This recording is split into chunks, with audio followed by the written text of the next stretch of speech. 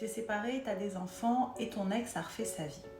C'est pas toujours facile à accueillir en fonction du moment, de l'endroit où tu es dans la courbe du deuil de la séparation. Et j'ai envie de dire, même à n'importe quel moment, c'est humain.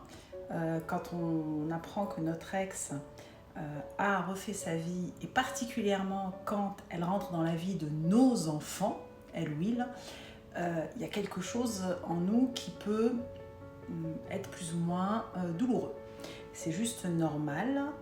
Et ce que je t'invite à faire dans ces cas-là, c'est vraiment déjà d'accueillir ce qui se passe pour toi, de le gérer toi, pour pouvoir accueillir les enfants et les aider sur leur chemin aussi. Et les autoriser à accueillir aussi cette personne. Les autoriser à accueillir cette personne, c'est les autoriser à être... à lâcher quelque chose dans cette loyauté qu'il peut y avoir et d'être complètement eux, pleinement eux quand ils sont chez l'autre parent. Donc la relation aussi avec leur père ou leur mère en fonction de qui tu es, pour qu'ils puissent être plus légers pour vivre ça, pour qu'ils puissent être eux. Eux aussi ils traversent les phases de deuil, de tristesse, de colère, de peur, etc. Et plus on va leur donner l'autorisation d'être bien, de ne pas leur faire porter notre tristesse, nos peurs, notre douleur, plus on va les aider, eux, à se construire. Et demain, pour le couple qu'ils vont créer, les relations qu'ils vont avoir dans leur propre vie.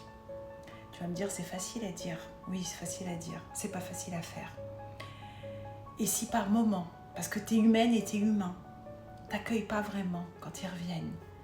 Et quand ils te partagent qu'ils ont passé un bon moment avec le beau-père ou la belle-mère, ou à l'inverse, quelque chose de plus compliqué, d'essayer de rester dans la neutralité, si ça peut pas être la joie, parce que bon, ça dépend d'où t'en es, pour pouvoir les accueillir là-dedans, les autoriser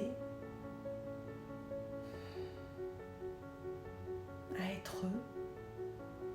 Et quelque part, ça leur donne aussi leur juste place et ta place à toi, en disant que moi je suis ta mère et je vais toujours t'aimer, ton père aussi, c'est un amour inconditionnel.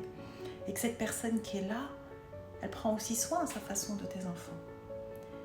Voire à un moment, peut-être tu pourras même l'honorer et dire c'est cool.